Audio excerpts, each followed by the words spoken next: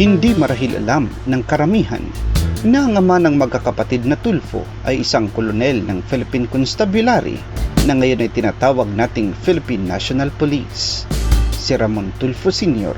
ay isang magiting na alagad ng batas nung ito'y nasa serbisyo pa mula 1940s hanggang 1970s. Ang kanyang tapang ay nakita sa kanyang mga anak na kasalukuyan ay hinahangaan ng marami nilang mga tagasunod. Sa videong ito'y kilalanin natin ang mga anak ni Ramon Tulfo Sr. Number 1. Erwin Teshiba Tulfo. Si Erwin ang pinanganak noong October 6, 1963. Siya isang kilalang news anchor, broadcaster at columnist.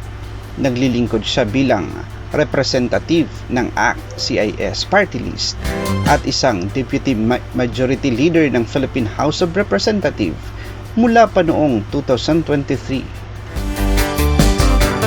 Naging isa rin siyang Secretary ng Social Welfare Development mula June 30 hanggang December 27, 2022.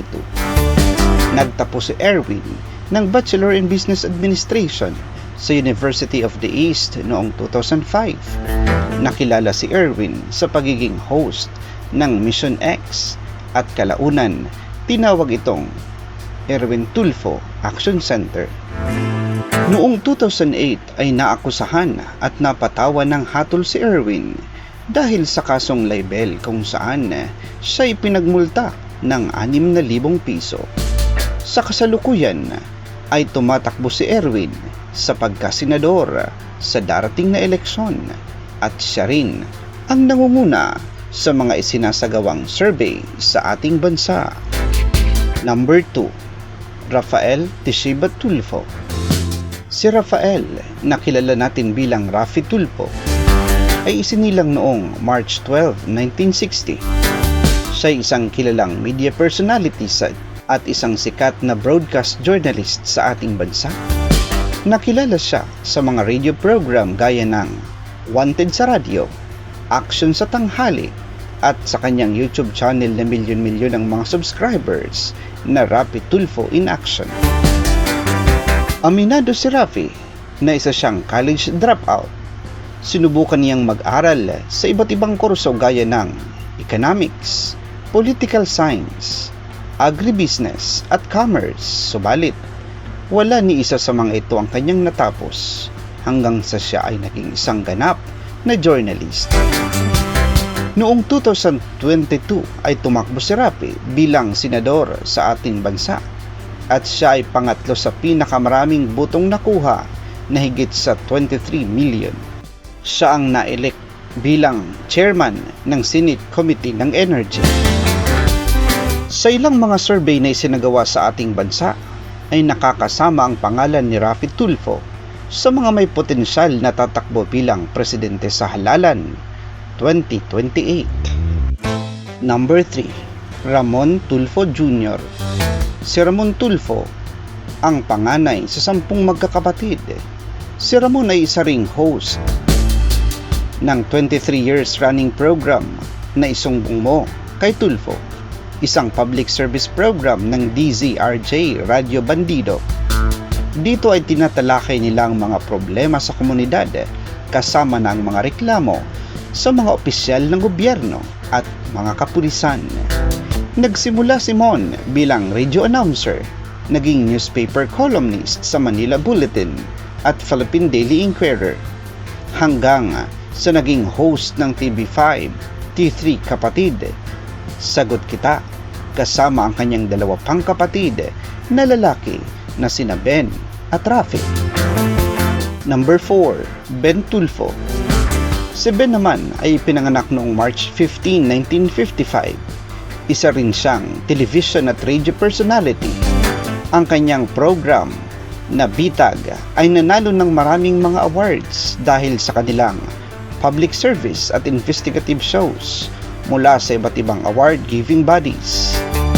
Si Ben din ang nakaisip ng TV program na Isumbong Mo kay Tulfo noong 1994 na inere sa RPN 9. Matapos na umere ang programa, ay iniwan din ni Ben ang nasabing show kung saan ang kapatid niyang si Mon ang naging host nito. Nilaunch ni Ben ang programang Philippine Most Wanted sa PTV4 at narinig rin ito sa radyo sa DZXL. Dito ay nakasama rin ni Ben ang kanyang kapatid na si Raffy Tulfo. Matapos ito ay nagbukas rin siya muli ng programa na Bahala Na si Tulfo noong 2001. Ngayon ay kilala na ito bilang Bitag. Ngayon ay tumatakbo ring sindor si Ben sa darating na halalan gaya ng kanyang kapatid na si Erwin Tulfo. At kung magkakataon na manalo, ay 3 Tulfo ang magiging senador sa ating bansa. Number 5. Wanda Tulfo. Si Wanda ay isinilang noong November 4, 1952.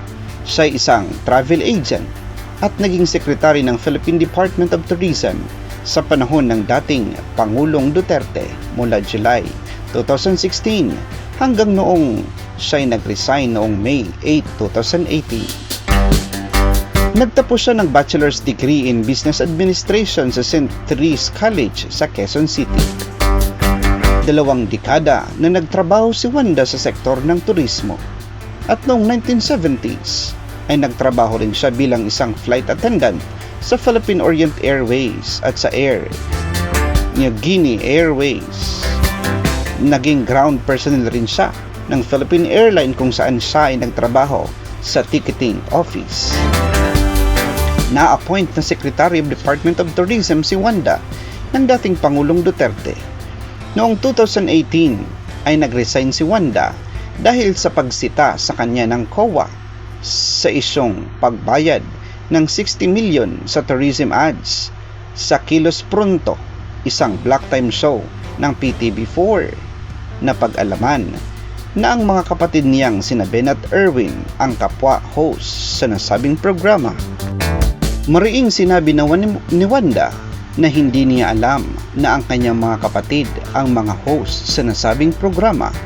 Kasunod nito ay ipinangako naman ng 2 niyang kapatid na ibabalik ang nasabing 60 million na pundo ng gobyerno. Subalit, kalaunan ay hindi rin naibalik ang nasabing pundo dahil sa wala naman anyang nalabag na batas na ang programa ay tumanggap ng bayad para sa nasabing government ads.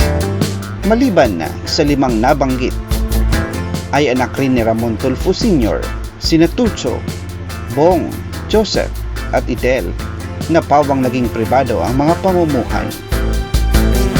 Kung nagustuhan mo ang video ito, ay i-click ang subscribe button at huwag kalimutan na i-share sa iyong mga kaibigan. Maraming salamat sa inyong panunood, mga kasama.